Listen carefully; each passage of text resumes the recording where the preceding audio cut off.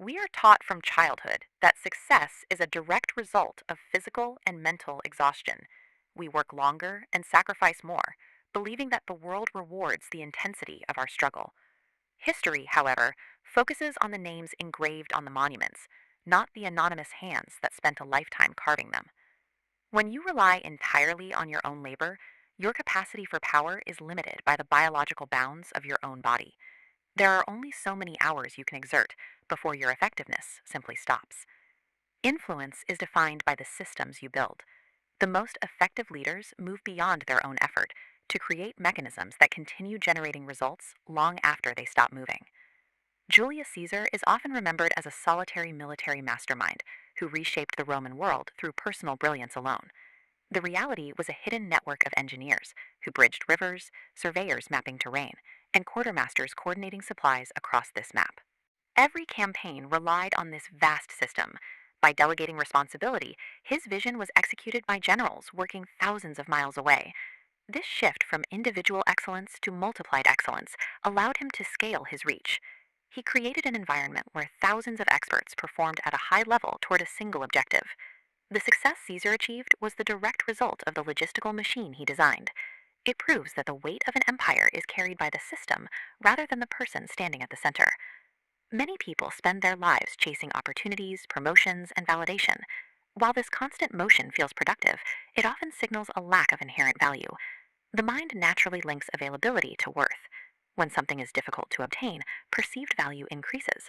Conversely, as availability increases, value drops. If anyone can have it, the mind assumes it isn't worth having. Louis XIV weaponized this principle at Versailles. By forcing the nobility to come to him, access to the throne became the kingdom's most valuable commodity. Inside these halls, a single brief invitation carried enormous weight. Louis didn't chase powerful people. He designed an environment where powerful people competed for the chance to approach him. Influence grows when you stop running and start building. It is the difference between chasing an opportunity and becoming the place where opportunities arrive. We often believe that if we provide enough facts and logic, we can force an opponent to change their mind. Belief perseverance acts as a cognitive shield. When facts challenge someone's identity, this barrier hardens, causing them to defend their worldview even more aggressively. Silence functions as a strategic conservation of energy. It denies an opponent the conflict they expect, allowing their own ego to burn out, while you focus on the terrain. Choosing silence shifts the battleground from theoretical debate to undeniable results. It prioritizes the actual outcome over the temporary satisfaction of winning a conversation. Reality is the only argument that cannot be debated. When your work consistently delivers results, it establishes an authority that words can never achieve. Human emotions operate like a silent language. Fear, panic, and confidence transfer between people without a single word being spoken. Evolutionary survival once depended on emotional contagion. Our nervous systems are designed to mirror the tribe's emotional state, alerting us to danger or safety. In a modern organization, a single chronically pessimistic leader can slowly erode the ambition and morale of a talented team, decaying from within like iron slowly surrendering to rust. It is possible to have compassion for someone who is struggling without allowing their hopelessness to become your own. Helping someone who wants to heal is a service. Allowing yourself to be consumed by their refusal to move is self destruction. Your psychological environment determines your capacity for influence. If you absorb the limitations of those around you, your own magnetic pull will eventually fade.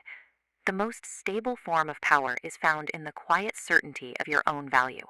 It is the knowledge that if you were removed from the system, the entire mechanism would lose its momentum. Masters of influence achieve this by becoming a keystone. Unlike those who hide information to create a false sense of importance, the keystone provides the structural integrity that holds the entire system together.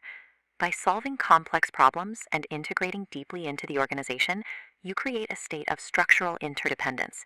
The organization protects you because it must protect its own stability. When you elevate the entire system through your competence, your influence is no longer a matter of control. It becomes a matter of necessity. The world teaches us to chase, to argue, and to exhaust ourselves in a desperate pursuit of opportunity. It is a path defined by constant force and eventual burnout. Figures like Caesar and Louis XIV moved beyond this kinetic struggle to focus on infrastructure. They didn't just hunt for influence, they engineered the gravitational systems that made that influence flow toward them. This shift creates a form of psychological liberation. While control demands constant manual effort, true influence creates self-sustaining momentum that continues to work in your absence.